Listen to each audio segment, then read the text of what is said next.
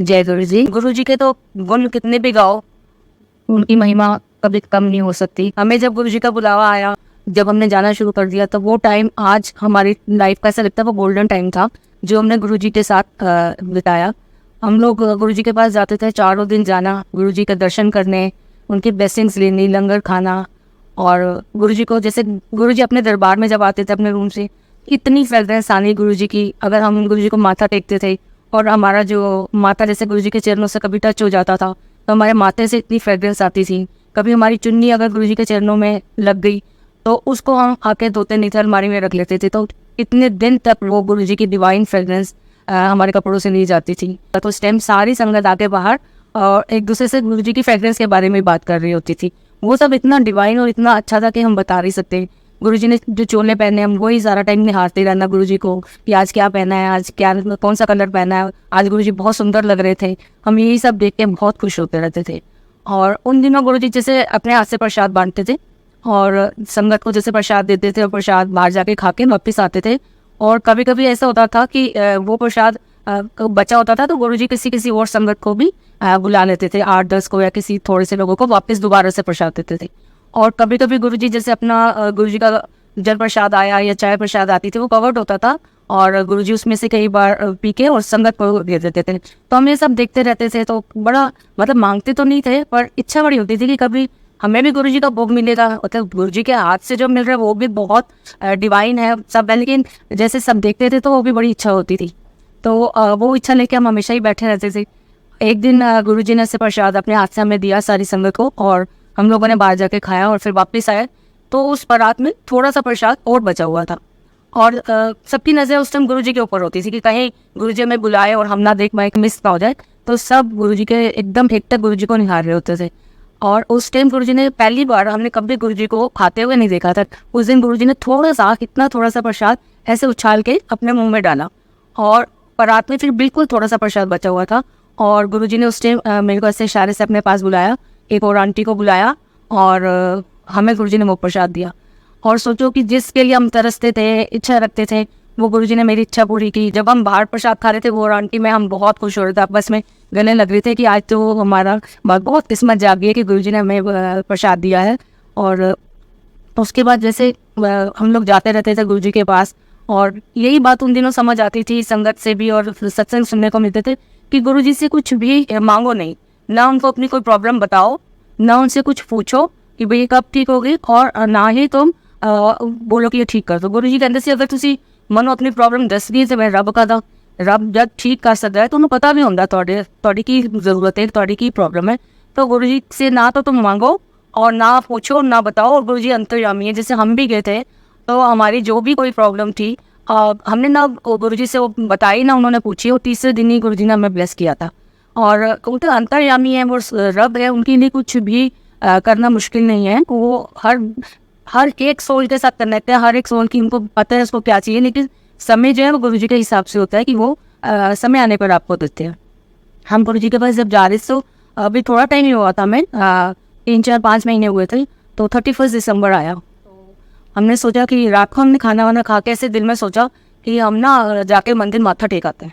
तो हमने कहा जो बाहर मेन गेट है मेन रोड का, हम लोग वहाँ जाएंगे और वहाँ से बस माथा टेक के गुरु जी को प्रणाम करके आ जाएंगे। जब हम पहुँचे बाय स्टेट, तो हमने सोचा कि चलो बाहर मेन गेट के क्या, हम मंदिर के गेट तक चले जाते हैं, गेट से हम माथा टेक के वापस आ जाएंगे। मैं थी, मेरे हस्बैंड और मेरे दोनों बच्चे, हम चारों गए थे। और जब हम अंदर गए बाय स्टेट तो देखा गेट खुला हुआ, लाइट जल रही है, और बाल्टी में पानी रख देते थे कि संगत लंगर खा के हाथ धोएगी, और टॉवल्स होते थे वहाँ पर, वो सब इंतजाम था। तो हमने सोचा कि आज तो गुरु जी का दरबार लगा हुआ है, क्योंकि वैसे संगत डे नहीं था तो हमें पता नहीं था कि वो दरबार लगा होगा। तो हम अंदर गए तो दरवाज़ा बंद था।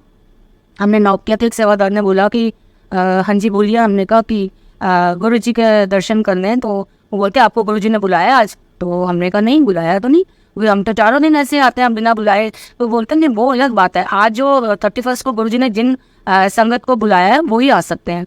तो हमने कहा नहीं, हमें बुलाया तो नहीं, पर अगर हम अब आए हैं तो प्लीज़ दरवाज़ा खोल दीजिए, हम गुरु जी के दर्शन कर लेंगे। क्योंकि इतनी दूर से आके आपको दर्शन ना मिले तो सोचो कितनी मतलब मन खराब होता है। तो बोलते नहीं नहीं। फिर पता नहीं उनको कुछ लगा, उन्होंने कहा अच्छा आप रुको, मैं अंदर से पूछ के आता हूँ। उन्होंने शायद गुरु जी से पूछा होगा कि बाहर कोई संगत खड़ी, क्योंकि वो हमें जानते तो थे नहीं नाम से। तो गुरुजी की आज्ञा हो गई तो हम लोग अंदर चले गए। तो हमने आपस में इतना हम डरे हुए थे कि हम बिना बुलाए आ गए। अब डांट भी पड़ सकती है गुरुजी से सबके सामने, और हो सकता है हमें मतलब दरवाज़ा भी खुलेगा कि नहीं। तो जब तक वो सेवादार वापस आ रहा था तो हम आपस में कहते अगर खोल दिया दरवाज़ा तो हम बैठेंगे नहीं, बस माथा टेक के फटाफट बाहर आ जाएंगे। तो उन्होंने हमें दरवाज़ा खोल के अंदर, गुरुजी के हुक्म हुआ, हम अंदर गए। और हमने जैसे ही गुरुजी को माथा टेका और गुरुजी खुश थे, गुरुजी ने कुछ भी नहीं हमें बोला। तो हमने एक दूसरे को इशारा किया कि अब दर्शन हो गए, माथा टेक लिया, तो अब हम वापस चलते हैं। तो जैसे हम मुड़ के किचन की उस साइड तक आए तो गुरुजी ने एक सेवादार को कुछ बोला, तो उन्होंने आके हमें बोला कि आप लोग बैठ जाओ। तो उन्होंने हमें वहाँ किचन के बाहर बिठा दिया। थोड़े से लोग थे, इतनी संगत थी कि दीवार के वॉल के आसपास से बस सेंटर सर खाली था, और एक छोटा सा बच्चा डांस वगैरह कर रहा था। हम वहाँ बैठे तो उन्होंने हमें लंगर रखे। गुरुजी ने उनको अपने पास बुलाया सेवादार को, और उनको बोला इनको लंगर दो। तो गुरुजी ने हमें लंगर दिया। वो बड़ा उस दिन स्पेशल लंगर था, जो कि नॉर्मली नहीं होता। गुलाब जामुन और ऐसे कुल्हड़ में दूध, बादाम वाला, गाजर का हलवा, बहुत मतलब डिफरेंट और बहुत अच्छा वाला लंगर था उस दिन। तो हमने जब वो लंगर खा लिया तो फिर हमने एक दूसरे को इशारा किया कि अब तो बस बहुत ज़्यादा हो गया, अब बैठना पड़े, अब लंगर खा लिया, अब हम उठते हैं। तो जैसे हम फिर से उठने लगे तो सेवादार ने बोला नहीं आप लोग अब बैठे रहो, जब गुरुजी अब आपको आगे रहेंगे अब कभी जाना। तो हम लोग फिर रिलैक्स हो गए कि चलो अब तो हमारी जैसे एंट्री हो गई है, और हम आराम से वहाँ बैठ गए और इन्जॉय करने लगे। गुरुजी किसी से बात कर रहे हैं, गुरुजी को देख रहे हैं सब। फिर थोड़ी देर के बाद फिर से प्रसाद आया जो गुरुजी ने अपने हाथ से बांटना था। उस दिन गाजर का हलवा था बड़ा प्रसाद में। और गुरुजी ने जब वो प्रसाद बांटना शुरू किया तो गुरुजी ने बताया कि अपने मुंह से बोला कि आज ये वाला प्रसाद बहुत पावरफुल है, खाओगे तो पता चलेगा। तो मतलब गुरुजी का प्रसाद तो हमेशा ही पावरफुल होता है, पर उस दिन गुरुजी ने खुद मुंह से जैसे बोला, और पता नहीं वो उसमें कितनी पावर होगी उस प्रसाद में। तो वो संगत ने, सब जो भी लोग थे, सबको गुरुजी ने वो हलवा दिया और हमने खाया। कितनी ब्लेसिंग्स उसमें छिपी होंगी जो हमारी पूरी लाइफ काम आती हैं। मतलब ऐसे हमें समझ भी नहीं आ सकती कि गुरुजी हमारा किस तरह से हमारा कुछ कल्याण कर रहे हैं। तो गुरुजी के पास जैसे भी जो भी संगत आती थी तो बस सबको यही होता था कि आप डायरेक्ट कनेक्शन गुरुजी के साथ रखो और अपना ब्लेसिंग्स लो। और उस टाइम सत्संग हम सुनते थे कि अंकल ही कहते थे कि गुरुजी कहते थे कि संगत ना मेरी ब्लेसिंग रिसीव नहीं कर पाती और सारी मेरी ब्लेसिंग्स काट पट्टे रुलती है। तो हमें ये बात नहीं उस टाइम समझ आती थी कि क्यों नहीं हम लोग लेते गुरुजी की ब्लेसिंग्स। हम जाते हैं तो क्यों कारपेट पे रुलती हैं ब्लेसिंग्स गुरुजी की, हम क्यों नहीं उनको ले पाते।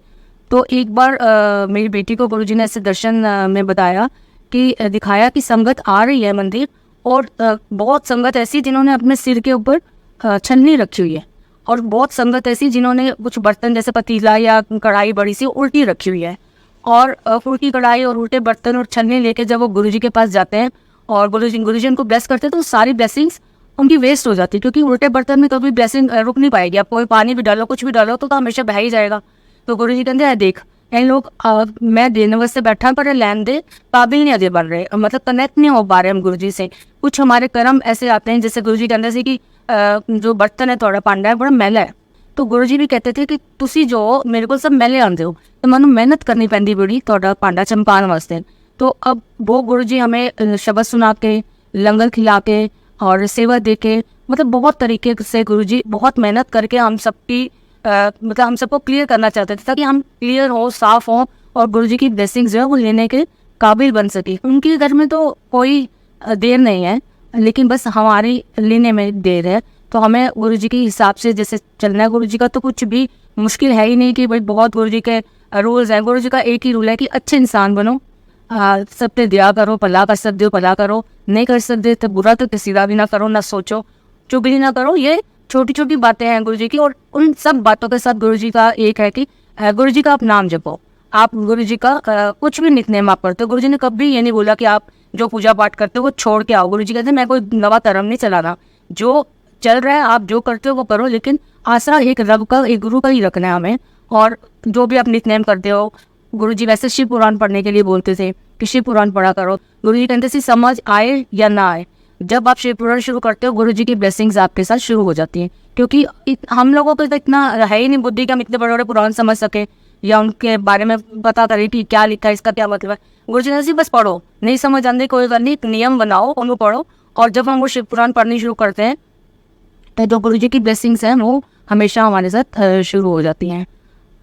हम लोग उन दिनों 4 दिन एम्पायर स्टेट जाते थे और मंडे को हम बड़े मंदिर जाते थे। बस बाकी दिन बड़ा मंदिर बंद होता था।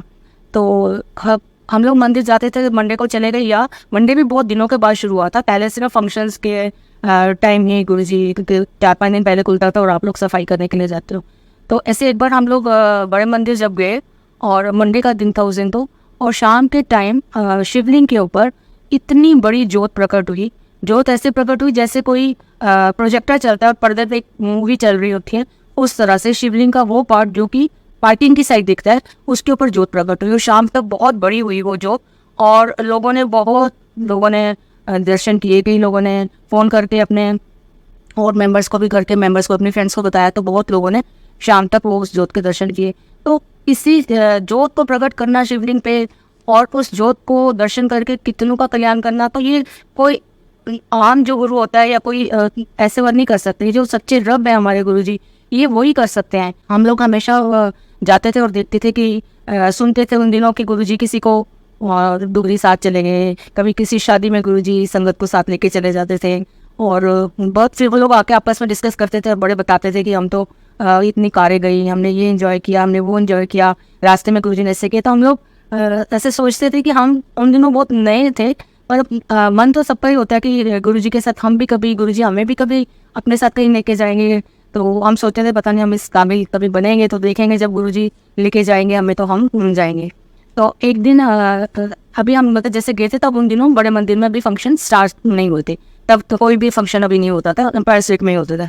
तो 1 जनवरी की बात है, और हम लोगों ने उस दिन कार ली नहीं, तो हमें जो पुरानी संगत थी उन्होंने बोला कि आप लोग जैसे कोई घर लेता था या गाड़ी या दुकान, तो वो चाबियाँ लेके जाते थे और गुरुजी को देते थे, और गुरुजी को ब्लेस करते थे। तो हमें भी संगत ने बोला कि आप गुरुजी से चाबियाँ ब्लेस करा लेना। तो हम लोग उस दिन बहुत रश था, लंगर का ऊपर तक भरा हुआ था। तो गुरुजी को हमने बोला गुरुजी नवी गड्डी लेती है, गुरुजी ने ब्लेस कर दिया। उसके बाद जैसे लंगर खा के सब लोग आज्ञा लेते थे, उसके बाद छुट्टी होती थी।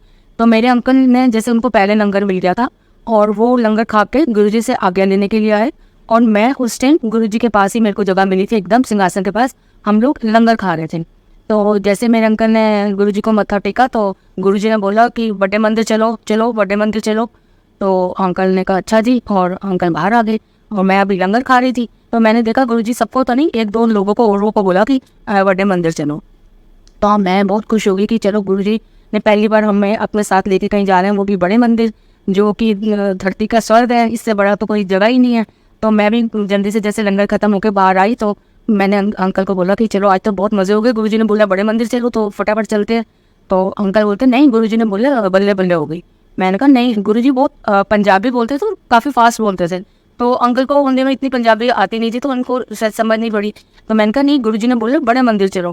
कहते नहीं, हमें कैसे गुरुजी बोल सकते हैं बड़े मंदिर, मैं बिना पूछे तो जाऊँगा नहीं, अगर नहीं बुलाया और हम चले गए तो वो तो ठीक बात नहीं हुई, क्योंकि हर कोई गुरुजी की आज्ञा में ही रहना चाहता है।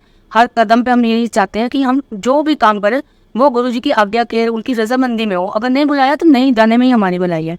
तो अंकल अब दोबारा पूछने में भी बड़ा डर लग रहा था कि जाएंगे तो कैसे पूछेंगे। तो अंकल कहते बिना पूछे तो मैं जाऊँगा नहीं। अंकल फिर गए, तो अंकल ने गुरुजी से पूछा कि गुरुजी आपने बड़े मंदिर जाने के लिए बोला। तो गुरुजी ने हाँ हाँ चलो पहुँचो चलो पहुँचो। तो हम लोग दोनों बच्चे भी थे उस दिन, हम लोग बड़े मंदिर गए, और बड़े मंदिर में जैसे कहते हैं ना जंगल में मंगल हो जाता है, एकदम से सारी लाइटें जल गई, पूरा मंदिर जगमग हो गया।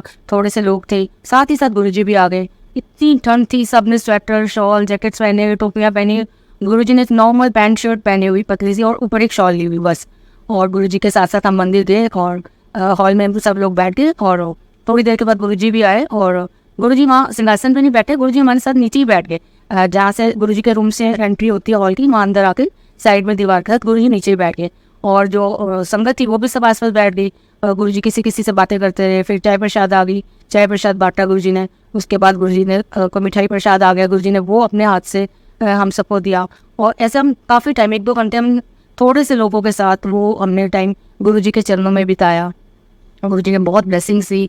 उसके बाद गुरुजी ने बोला चलो छुट्टी हो गई, और सारे अपने अपने घर चलो। तो बारी बारी सब लोग अपने अपने घर पे थे। मतलब जैसे आप कितनी जर्नी करते हैं, लेकिन कोई एक जर्नी आपकी हमेशा याद रहती है कि वो ट्रिप हमारा बहुत अच्छा था, ये सब हमारा सफ़र भी अच्छा था, हमारा होटल भी अच्छा था, बहुत अच्छा साथ था सब। तो आप वो वाली जर्नी जैसे कभी भूल नहीं पाते।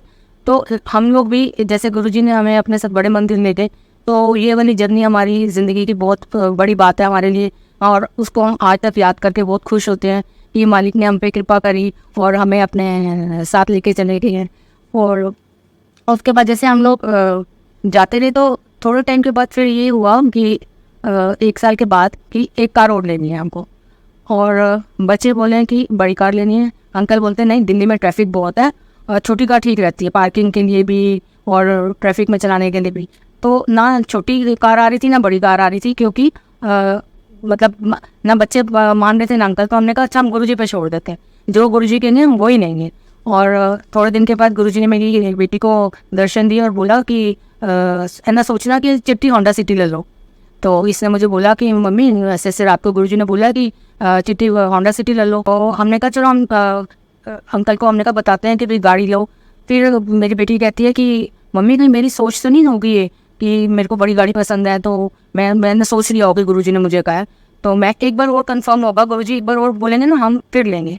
तो थोड़े दिन के बाद फिर से गुरुजी ने बोला कि तुम क्या था भाई चिट्टी होंडा सिटी ले लो, लेंदे क्यों नहीं। तो इसने कहा मम्मी अब पक्का हो गया कि गुरुजी ने ही बोला है और अब हम कार ले लेते हैं। तो हम मंडे का दिन था, हम लोग मंदिर जा रहे थे, तो रास्ते में यही सब डिस्कस कर रहे थे। और हम लोग कहते ना दिमाग लगाए बिना मानते नहीं है कि भाई इतना गुरुजी ने 2 बार बोल दिया, फिर भी हम लोग जैसे वो थे। तो हमने कहा अच्छा चलो आज बड़े मंदिर जा रहे हैं, अगर वहाँ सत्संग में कोई भी कार का जिक्र हुआ या कोई भी गुरुजी ने इशारा किया या हिंट दिया और वो कंफर्म होगा, फिर तो मतलब हमने सोचना ही नहीं।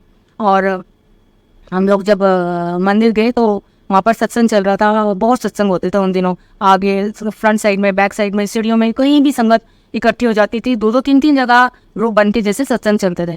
तो मंदिर की बैक साइड पे हॉल की बैक साइड पे वहाँ मनी अंकल थे, मनी अंकल सत्संग कर रहे थे, तो हम लोग भी वहाँ बैठ के सत्संग सुन रहे थे। तो मनी अंकल ऐसे सत्संग करते करते कहते हैं कि जो भी गुरुजी के पास आता है उसका ना स्टैंडर्ड हमेशा हाई होता है, वो कभी पीछे नहीं मुड़ता। जैसे कोई एक स्कूटर है जिसके पास, तो वो कार में आना शुरू हो जाएगा, और अगर किसी के पास एक कार है तो उसके पास 2 कारें हो जाएंगी। फिर वो करते करते बात करते करते कहते हैं जैसे किसी के पास सेंट्रो है और वो होंडा सिटी ले ले। तो हम लोग इतने हैरान हुए कि मतलब इतनी ब्रांड्स की कारें सड़क पे चल रही हैं, उनका किसी और का भी नाम ले सकते थे, कोई और गाड़ी का भी बोल सकते थे, और उन्होंने होंडा सिटी बोला। फिर तो हमने सोचा कि अब तो कंफर्म है, 3 बार गुरुजी ने बोल दिया। फिर हम नेक्स्ट डे ही जाके गाड़ी लेके आए। तो मतलब छोटी छोटी चाहे बातें हैं हमारी लाइफ की, चाहे वो गाड़ी है या बच्चों की शादी है या जॉब है, हमारा मतलब है तो लाइफ की छोटी बातें, लेकिन अगर गुरुजी उसको आपको हाँ कर रहे हैं और आपके साथ है तो उसमें खुशी बहुत मिल जाती है कि भाई इससे अच्छा क्या हो सकता है कि हमें खुद भगवान आगे बता रहे हैं तुम ये काम करो और हम वो उस काम को कर रहे हैं, तो वो हमारे लिए एक ब्लेसिंग है। वो कार नहीं होती, फिर वो ब्लेसिंग्स बन जाती है।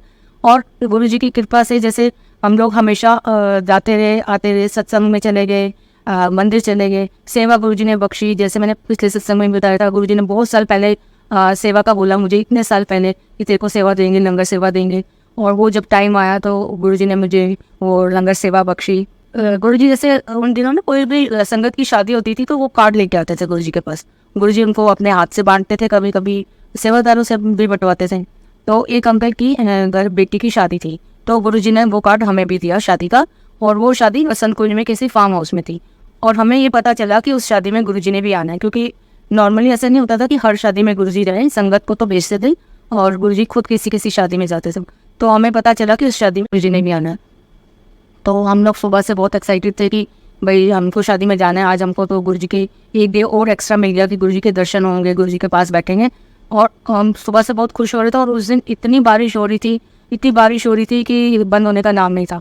पर गुरुजी की कृपा से शाम होते होते बारिश बंद हो गई। हम लोग वहाँ शादी में पहुँचे तो वो फार्म हाउस तो पूरा गीला हो चुका था, पूरी घास गीली हो गई, और जो उन्होंने सिटिंग अरेंजमेंट किया था, टेबल चेयर्स, उसके जो कपड़े बिछे हुए थे सब गीले हो गए। तो संगत के लोग सारे लग गए ठीक कराने में। जो अंकल लोग थे संगत के, उनकी उन्होंने ऐसे ऊपर पैंट फोल्ड कर ली, आंटियाँ करके चल रही थी, क्योंकि नीचे वो पूरा गीला था तो कपड़े गंदे हो जाएंगे। तो ये सब हो रहा था। फिर एकदम से संगत ने मतलब पता शोर मचा कि गुरुजी आ गए, गुरुजी आ गई। तो हम सब लोग गेट की तरफ भागे गुरुजी का वेलकम करने के लिए। तो गुरुजी आए, गुरुजी बहुत फास्ट चलते थे, उनके साथ कोई चल नहीं सकता था। तो जैसे ही गुरुजी आए, गुरुजी जल्दी जल्दी चलते हुए अपने उन्होंने जो वहाँ पर सिंहासन उनका बैठने के लिए बनाया हुआ, गुरुजी वहाँ जाके बैठ गए, और सारी संगत भी उस स्टेज के आसपास सब बैठ गए, गुरुजी को देख रहे हैं, गुरुजी से बातें कर रहे हैं। और सबके पैर गंदे, इतना कीचड़ लगा हुआ जूतों में, कपड़े गंदे। और उसके बाद गुरुजी ने जैसे बैठे बैठे पैर ऊपर करा अपना, और गुरुजी के शूज़ ऐसे जैसे कोई ब्रांड न्यू शूज़ पहन के आए, उस पे एक भी मिट्टी, एक भी घास, कुछ भी नहीं लगा हुआ था। तो हम जैसे सुनते थे संगत से कि भाई गुरुजी अपने पैर धरती पर नहीं रखते, गुरुजी हमेशा धरती से थोड़ा ऊपर चलते हैं। तो वो हमने उस दिन देखा कि सच में गुरुजी के पैरों में, गुरुजी के शूज़ में कहीं भी कोई मिट्टी नहीं, कोई गंद नहीं, कुछ नहीं लगा हुआ था। हम लोग बैठ के एंजॉय कर रहे थे, गुरुजी के पास शादी देख रहे थे। ऐसे एक और अंकल की बेटी की रिसेप्शन थी कैंट एरिया में, तब भी गुरुजी ने हमें सब सारी संगत को इनविटेशन था उसके लिए, तब भी हम गए। और सर्दियों के दिन थे और दिल्ली कैंट में बहुत फॉग होती है और बहुत धुंध थी उस दिन, और गुरुजी बैठे हैं सिंहासन पर और हम सब बैठे हैं। तो गुरुजी कहते चलो व्याता आए हो, जाओ खाओ पियो ऐश करो। सारे लोगों को फिर गुरुजी ने बोला मतलब खाना वाना खाने के, तो किसी का ध्यान खाने में ही नहीं होता था, किसी का किसी चीज़ में नहीं होता था, सबको होता था बस जितना ज़्यादा से ज़्यादा हम गुरुजी के दर्शन कर सकते हैं हम गुरुजी के दर्शन कर लें। अगर गुरुजी कुछ कह रहे हैं वो सुन लें, चाहे वो किसी और से भी कह रहे हो तो वो बाद में कानों में पड़ जाती थी। तो कई बार लगता था वो मैसेज हमारे लिए भी है। तो वो सब लोग जो है वो गुरुजी को कोई भी छोड़ना नहीं चाहता था, और सब गुरुजी के आसपास बैठ के। तो उन दिनों जब हम गए थे मंदिर, तो जलंधर मंदिर के बारे में भी हमें पता चला कि गुरुजी का एक मंदिर जलंधर में है। तो संगत कहती थी कि गुरुजी कहते हैं वो मेरा हेड ऑफिस है, और हमने जलंधर मंदिर के भी दर्शन नहीं किए थे, और हमारा बहुत मन होता था कि हम लोग जलंधर जाएं, कभी दर्शन करके आए मंदिर के, पर ऐसा कुछ चांस बन ही नहीं रहा था कि हम लोग जाएं जलंधर। और मालिक को पता है कि किसके मन में क्या इच्छा चल रही है, वो क्या बैठ के सोचते हैं दरबार में, उसका क्या मन हो रहा होता है। तो फिर जैसे गुरुजी ने हमारा वो जलंधर जाने का जैसे प्रोग्राम बनाना था, तो वहाँ पर होशियारपुर में कोई शादी थी, और एक जज अंकल थे संगत के, उनकी बेटी की शादी थी। तो गुरुजी ने हमें कार्ड दिया कि शादी में जाना है। तो मैं और मेरे अंकल हम लोग होशियारपुर चले गए शादी में। वहाँ पर शादी में मतलब वो जो संगत थी उन्होंने हम सारी जो संगत थी ऐसे उनका वेलकम किया, इतना मतलब जैसे वो गुरुजी का वेलकम कर रहा है, इतनी इज्जत बख्शी, यहाँ बैठो, ये खाओ, ये कमरा दो, वो सामान नहीं उठाने दे रहे, मतलब बहुत इज्जत। ऐसे लग रहा था कि गुरुजी इतनी इज्जत के हम मतलब लायक हैं भी जितनी आप दिला रहे हो हमें। और हमने वो सुबह के अगले दिन मॉर्निंग की शादी थी, वहाँ पर गुरुद्वारे में फेरे होने थे। तो रात को दिल्ली से एक और संगत आई, तो उन्होंने बोला कि सुबह ना आप लोग अकेले मत जाना, हम लोग इकट्ठे चलेंगे। तो वो बहुत पुरानी संगत थी, तो मैं बहुत खुश होगी कि अंकल के पास तो बहुत सत्संग है, और अब हम पूरे रास्ते सत्संग सुनते हुए जाएंगे। तो रात सुबह जब हम उठे तो उन्होंने बोला कि हम लोग ना पहले जलंधर मंदिर चले जाएंगे, वहाँ माथा टेकेंगे और फिर दिल्ली जाएंगे। तो ये सुन के तो मैं और खुश होगी कि गुरुजी जलंधर का मंदिर भी हम आज दर्शन कर लेंगे इसी बहाने। नहीं तो हम तो काफ़ी टाइम से सोच रहे तो जा ही नहीं पाते थे। पर जब सुबह उठे तो बहुत धुंध थी, वो कहते जी गाड़ी नहीं चल पाएगी, लेट निकलेंगे तो बहुत लेट हो जाएगा, तो हम लोग अब इस बार जलंधर नहीं जाएंगे, हम लोग वापस दिल्ली सीधा जाएंगे। तो बहुत मन उदास हो गया क्योंकि थोड़ी देर पहले तो प्रोग्राम बना था और एकदम से कैंसिल हो गया। और इतनी देर में एक अंकल आए और वो पंजाब के थे, तो वो कहते हैं ये वाले अंकल को कि आप ऐसे कैसे दिल्ली जा सकते हो वापस, आप पंजाब आओ और गुरुजी के मंदिर के दर्शन ना करो, तो ये तो बात ठीक नहीं है, और गुरुजी भी आपको डांटे नहीं कि पंजाब गया से मंदिर क्यों नहीं गया। तो वो अंकल कहते हैं कि मेरे को दिल्ली में एक शादी अटेंड करनी है तो मेरे को देर हो जाएगी। तो उन्होंने कहा नहीं, शादी तो होती रहेगी, आप पहुँच जाओगे, गुरुजी पहुँचा देंगे, हम सब 5-7 आ रहे हैं, जैसे सब जा रहे हैं, सारी संगत जा रही है, तो आप लोग चलो।